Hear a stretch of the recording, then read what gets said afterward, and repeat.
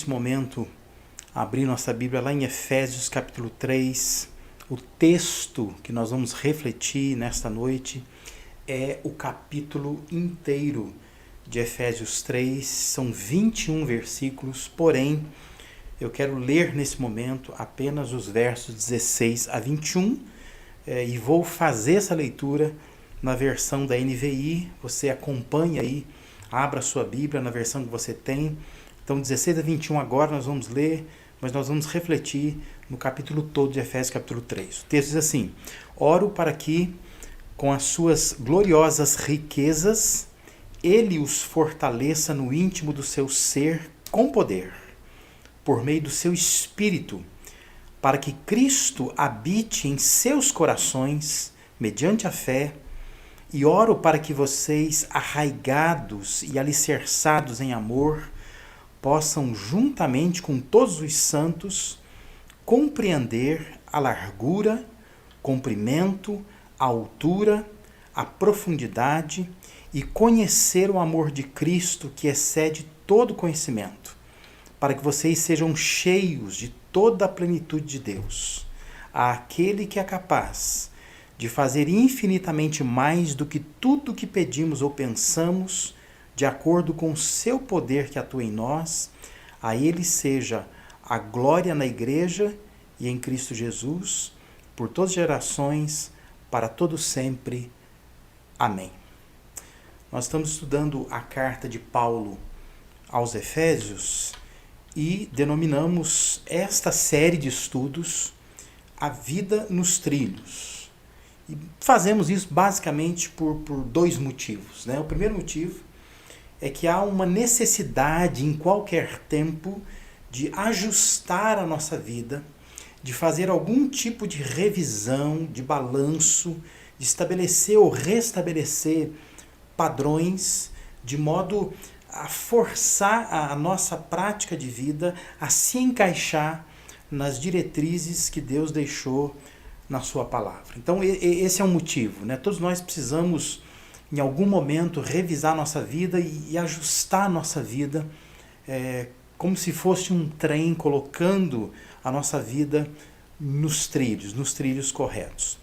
Um outro motivo porque a gente colocou esse título, né, Vida nos Trilhos, é porque na carta aos Efésios há um formato que nos remete a pensar que existem trilhos de Deus. E nesses trilhos a nossa vida precisa se encaixar. Por isso eu quero reforçar aqui que há duas principais divisões na carta. Uma das divisões estão, né, entre o capítulo 1 a 3. Sempre falamos que são conceitos que nós precisamos reconhecer, conceitos que já existem, estabelecidos por Deus, são trilhos de Deus. Nesse capítulo existe uma expressão que se repete frequentemente, a expressão em Cristo, texto que nós acabamos de ler. Se você observar, aparece essa expressão em Cristo. Esses capítulos falam do que Deus fez por nós. E uma outra divisão vai dos capítulos 4 a 6, que são práticas que nós precisamos vivenciar. Elas precisam ser implantadas, inseridas na nossa rotina, e por isso são a vida naqueles trilhos que Deus já determinou nos capítulos de 1 a 3. Nesses capítulos nós temos um verbo que se repete, que é o verbo andar, né, de várias formas, e esses capítulos falam do que nós devemos fazer, já que Deus fez tanto por nós. É uma forma de viver agradecendo a Deus. Nós já vimos que a primeira coisa a se reconhecer é que existe um plano perfeito, e esse plano perfeito que Deus traçou, nós fazemos parte dele. Também nós já refletimos que a segunda coisa a reconhecer é que existe um tesouro da graça de Deus, e esse tesouro está disponível, está aberto para nós. Também vimos que nós precisamos reconhecer que Deus tem um poder incomparável, inigualável, extraordinário, e esse poder recai sobre nós. Também já vimos que nós precisamos reconhecer o que Deus fez por nós, e o que Deus fez por nós foi manifestar a sua graça de forma bondosa, em bondade, nos tirando do estado de morte e nos dando vida juntamente com Cristo. Uma quinta coisa que nós precisamos reconhecer, e nós vimos isso na semana passada, foi o objetivo da graça. Isto é, nós precisamos reconhecer que Deus agiu de forma graciosa porque tinha um objetivo em mente. E nós entendemos esses objetivos na semana passada.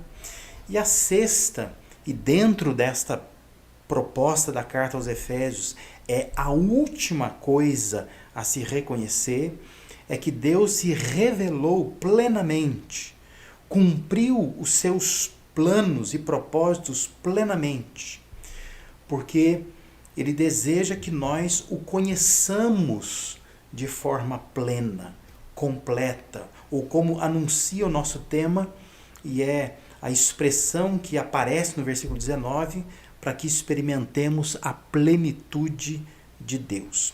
Num primeiro momento, nós vamos entender o conceito de plenitude. O que significa plenitude? Plenitude significa completo, é a ideia de pleno, é a ideia de estar cheio, né? De não faltar nada. É o estado daquilo que foi feito na totalidade, que atinge a marca da medida máxima, né? Como se fosse aquelas vasilhas, né, que mulheres usam muitas vezes na cozinha, que elas têm algumas medições, né, algumas medidas. E quando se fala de plenitude, seria alcançar aquela última medida, é o máximo que aquela vasilha, que aquele jarro poderia conter, poderia ter de conteúdo. Então, plenitude é essa ideia, né, de atingir aquela marca máxima.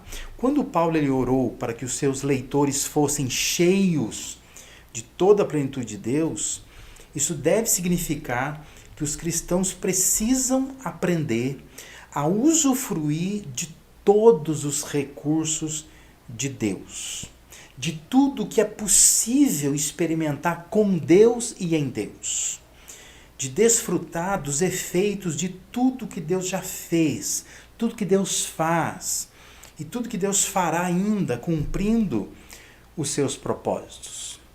Para que a gente entenda isso de uma forma bem simples, é como um smartphone, né? Com tantos recursos, mas que muitas vezes se usa esse smartphone com uma função só. Às vezes só como algo para mandar mensagem, não é? Mas esse aparelho tem tantos recursos. E há pessoas, muitas pessoas, que não sabem da metade dos recursos de um smartphone. Isso é por mera ignorância. Então isso pode acontecer comigo, pode acontecer com você, com relação a Deus, com respeito à nossa vivência com Deus. Nós não conhecemos todos os recursos que Deus tem. E por isso a gente acaba não experimentando toda a plenitude de Deus que Paulo está apontando aqui no capítulo 3 da carta aos Efésios.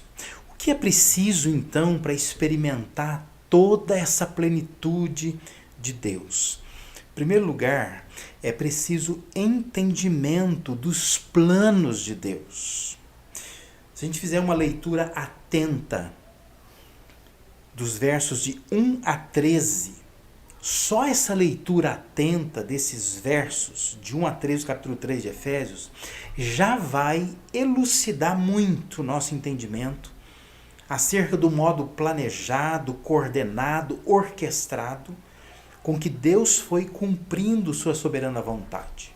Então eu quero que você me acompanhe, né, fazendo essa leitura com calma, bem atenta, e assim a gente já vai começar a entender esses planos de Deus, né, ou o plano de Deus. Paulo diz assim: por esta razão, eu, Paulo, prisioneiro de Cristo Jesus, por amor de vocês, gentios, certamente vocês ouviram falar da responsabilidade imposta a mim, em favor de vocês, pela graça de Deus, isto é, o mistério que me foi dado a conhecer por revelação, como já lhes escrevi brevemente.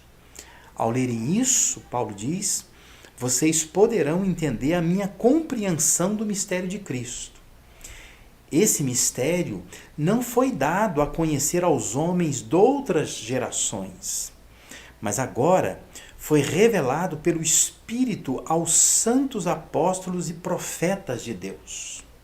A saber, que mediante o Evangelho, os gentios são co-herdeiros com Israel, membros do mesmo corpo e coparticipantes da promessa em Cristo Jesus. Deste me tornei ministro pelo dom da graça de Deus a mim concedida pela operação do seu poder. Embora eu seja o menor dos menores dentre todos os santos, foi-me concedida esta graça de anunciar aos gentios as insondáveis riquezas de Cristo e esclarecer a todos a administração deste mistério, que durante as épocas passadas foi mantido oculto em Deus, que criou todas as coisas. A intenção dessa graça era que agora, mediante a Igreja, a multiforme sabedoria de Deus se tornasse conhecida dos poderes e autoridades nas regiões celestiais, de acordo com o seu eterno plano, que ele realizou em Cristo Jesus, nosso Senhor, por intermédio de quem temos livre acesso a Deus em confiança pela fé nele. Portanto, Paulo vai encerrar essa parte dizendo assim: peço-lhes que não se desanimem por causa das minhas tribulações em seu favor, pois elas são uma glória para vocês. Aí você lê tudo isso e você questiona assim: mas no Antigo Testamento, Deus já não vinha salvando os gentios? Então qual é o mistério que Paulo está apontando aí? Deus salvou Raabe, Deus salvou Ruth, Deus salvou os ninivitas. Qual é a novidade? Qual é o mistério que Paulo está falando aqui? A nova versão, chamada Nova Versão Transformadora, uma das versões de uma Bíblia, de Bíblias em português que nós temos, ela traduziu dessa forma, e eu acho que facilita um pouco o entendimento. Versículo 6 diz assim: tanto gentios como judeus que creem nas boas novas, grife aí está alguma expressão parecida na sua Bíblia, participam igualmente das riquezas herdadas pelos filhos de Deus. Ambos são membros do mesmo corpo e desfrutam a promessa em Cristo Jesus. Presta atenção. A diferença é que agora ambos, judeus e gentios, formam um corpo, tendo o mesmo valor diante de Deus. É por isso que Paulo, quando vai escrever aos Gálatas, ele diz assim, isso é Gálatas 3, 26 a 29, todos vocês são filhos de Deus mediante a fé em Cristo Jesus. Pois os que em Cristo foram batizados, de Cristo se revestiram.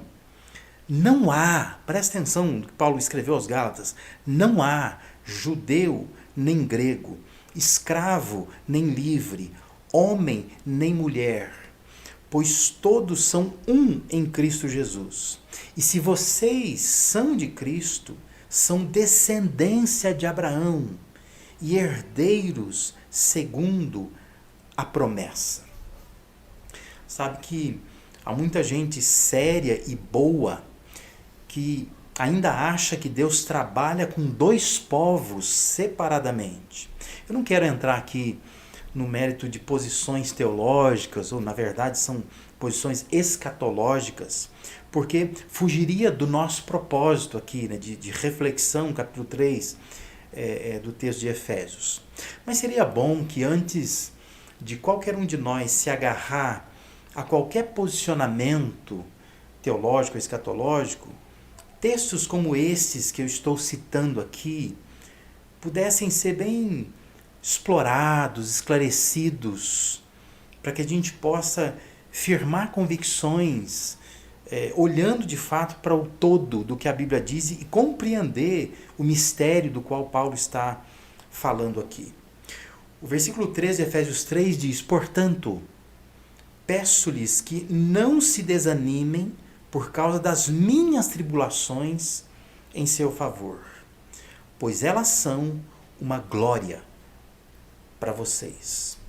O pensamento de Paulo era o seguinte: à luz desse planejamento estratégico de Deus, o que eu estou passando, que era a prisão que Paulo estava experimentando, é uma bênção. Esse era o pensamento de Paulo. Paulo está dizendo assim, à luz desse plano geral de Deus, estratégico de Deus, grandioso de Deus, aquilo que eu estou passando é uma bênção para mim, é uma glória para vocês, dizendo aos leitores daquela carta. Ou seja, Paulo está dizendo, olha, à luz de tudo isso, desse entendimento, dessa compreensão do plano de Deus, aquilo que eu estou passando é razão de ânimo e não de desânimo. Para Paulo, ele estava vivendo um momento muito especial, participando de algo que tinha o tamanho de Deus, as proporções dos planos de Deus, participando de algo que era importante para Deus. Por isso, olhando para tudo isso, por isso que eu estou dizendo, que Paulo está dizendo você vai experimentar Deus em sua plenitude quando você entender o plano dele. Quando você olhar para este plano de Deus, você vai experimentar Deus em sua plenitude. Porque nós precisamos construir a vida sobre esse entendimento. O mais importante é aquilo que é importante para Deus. Presta atenção nisso. O mais importante é aquilo que é importante para Deus. Não necessariamente aquilo que é importante para você, aquilo que é importante para mim.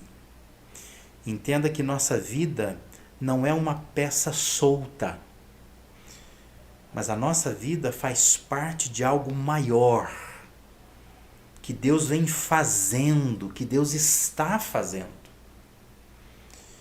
Por isso que Paulo dizia ser prisioneiro de Cristo, embora a aparência externa dissesse que ele era tão somente um encarcerado de Roma. Mas Paulo diz, eu sou prisioneiro de Cristo, porque eu não sou uma peça solta, e eu não sou uma peça esquecida também num canto. Eu sou alguém que faço parte de um plano maior. Por isso, o mais importante é aquilo que é importante para Deus.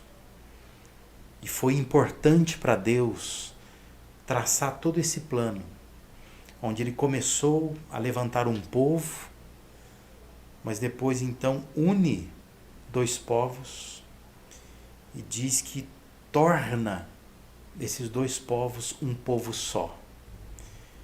Se eu e você fazemos parte disto, desse plano maior de Deus, isso é razão para a gente se animar e não para a gente se desanimar.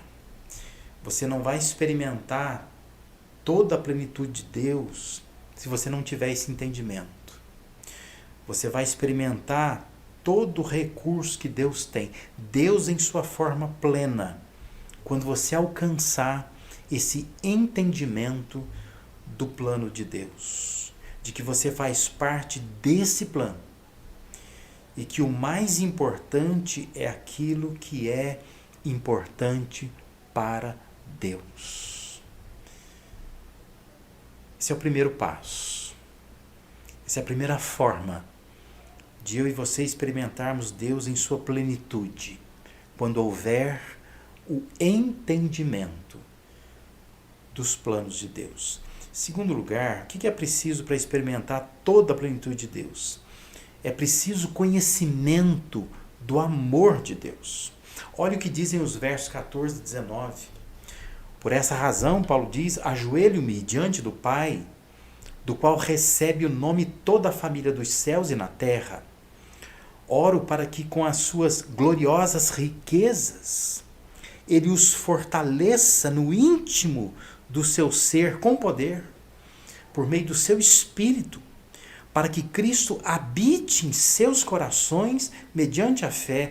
E oro para que vocês, arraigados e alicerçados em amor, possam, juntamente com todos os santos, compreender a largura, o comprimento, a altura, a profundidade e conhecer o amor de Cristo que excede todo o entendimento, para que vocês sejam cheios de toda a plenitude de Deus.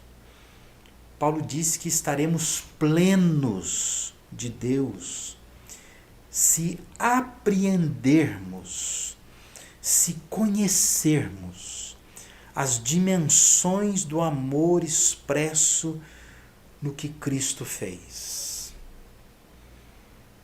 Paulo estava afirmando que nós vamos estar cheios de Deus, plenos de Deus, experimentando a plenitude de Deus, quando nós conseguirmos de fato conhecer em todas as dimensões o que Deus fez em Cristo.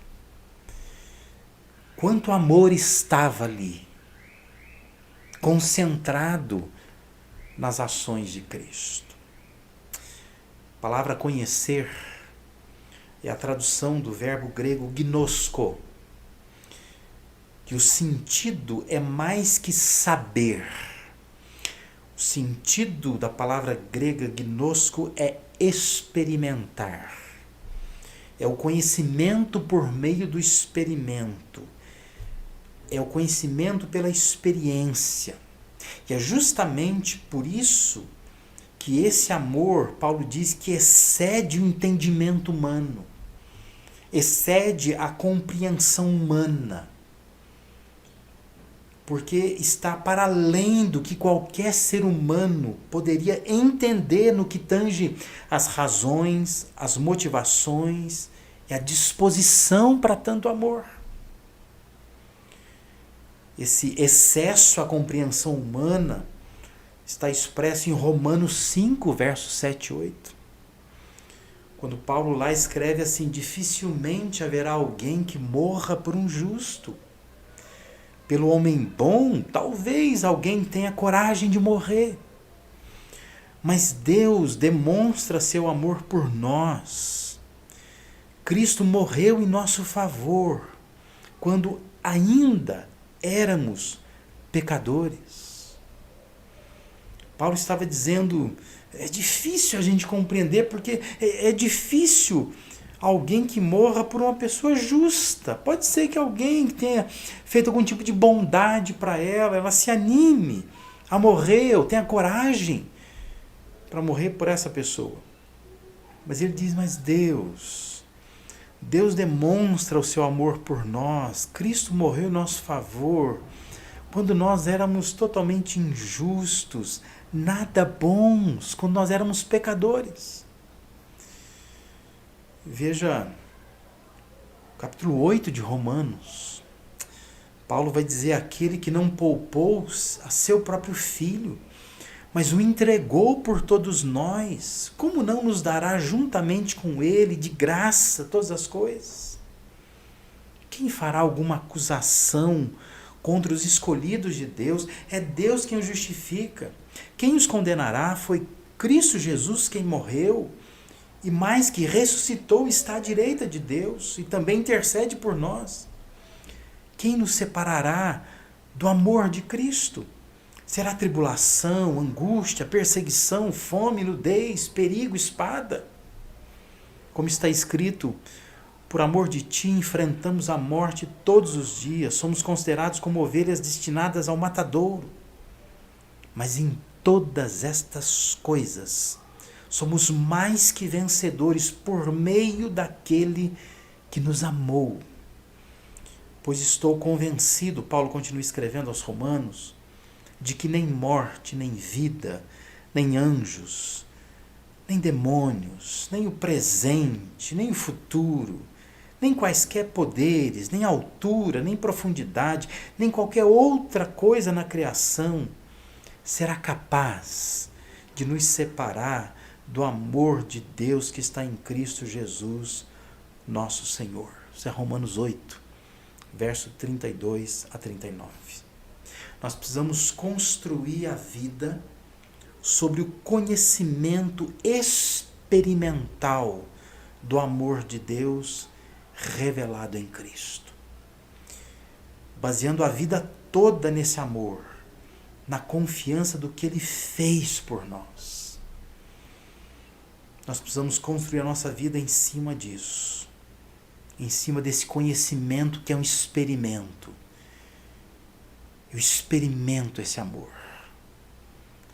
Eu sei que Deus me amou, porque tudo que sou, tudo que eu faço, tem a ver com esse amor.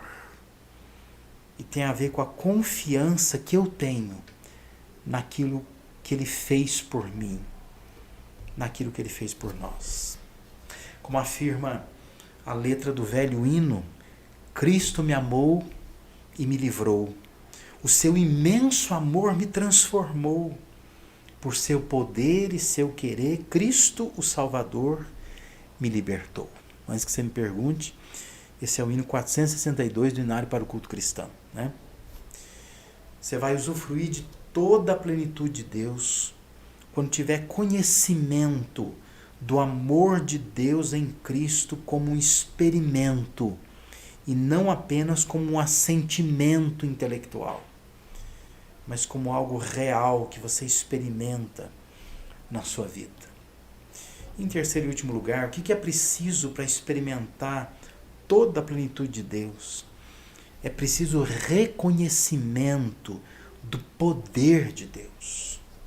Os dois últimos versos do capítulo 3 de Efésios dizem: aquele que é capaz de fazer infinitamente mais do que tudo que pedimos ou pensamos, de acordo com o seu poder que atua em nós. A Ele seja a glória na igreja, em Cristo Jesus, por todas as gerações, para todos sempre. Amém. Talvez, ouvindo tudo que você ouviu até aqui, você já esteja pensando assim: não dou conta disso não. Isso não é para mim não. E Paulo, ele encerra a primeira parte dessa carta afirmando que a glória vai para Deus. Porque é Deus, é Ele quem tem o poder de fazer infinitamente mais do que pedimos ou do que pensamos. Você precisa entender o plano de Deus. Você precisa conhecer na experiência o amor de Deus. Mas você também precisa reconhecer o poder que só Deus tem. Porque quando você reconhece o poder dele, você se esvazia da necessidade de qualquer espécie de reconhecimento próprio e atribui toda a glória a Ele, toda a glória a Deus. É preciso construir a vida sobre o reconhecimento ou a aceitação de que Deus tem um poder extraordinário, para além daquilo que nós podemos pedir ou pensar. Então nós passamos a viver confiantes e tão cheios dele, que tudo tem a ver com ele. É ele em nós E por isso a glória vai para Ele. Porque quando nós estamos cheios dEle, não há espaço para nós. E é por isso então que a gente percebe que todo o poder vem dEle. E esse poder extraordinário, a glória tem que ir para Ele. Porque foi Ele que fez, não fui eu que fiz. Porque eu estava pleno dEle, cheio dEle. Quem sabe assim a gente possa dizer, como Paulo disse em Gálatas 2:20, fui crucificado com Cristo. Assim já não sou eu quem vive, mas Cristo vive em mim. Portanto, vivo neste corpo terreno pela fé no Filho de Deus que me amou e se entregou por mim.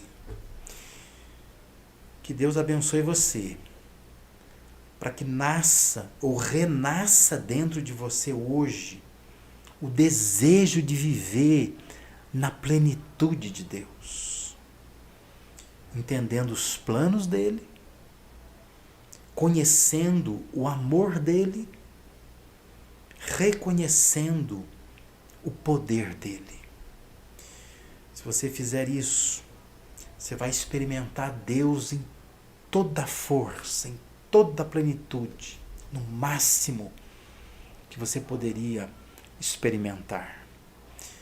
Que Deus possa te abençoar, que você entenda nesta noite os planos de Deus e comece então a olhar para a sua vida dentro desses planos de Deus. Entender que o mais importante é aquilo que é importante para Ele, para Deus. E se eu estou fazendo parte disso, então eu posso me animar, não preciso me desanimar, porque eu faço parte de algo maior do que aquilo que eu estou concentrado ou estou vendo. Que Deus possa te abençoar, para que nesta noite você seja pleno de Deus, conhecendo o amor dele, o amor expresso em Cristo.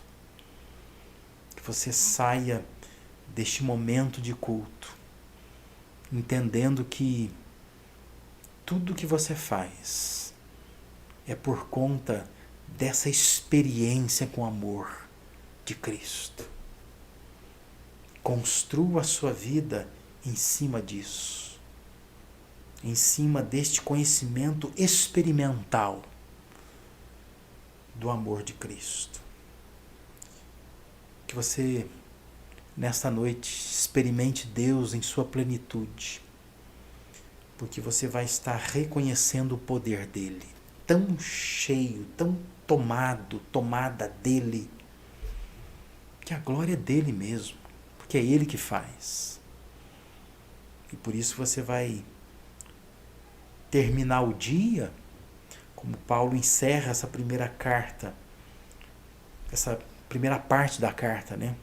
Finalzinho do capítulo 3, dizendo que aquele que é capaz de fazer infinitamente mais do que tudo que eu peço, tudo que eu penso, de acordo com o seu poder que atua em mim, a ele seja glória na igreja, em Cristo, por todas as gerações, para todo sempre.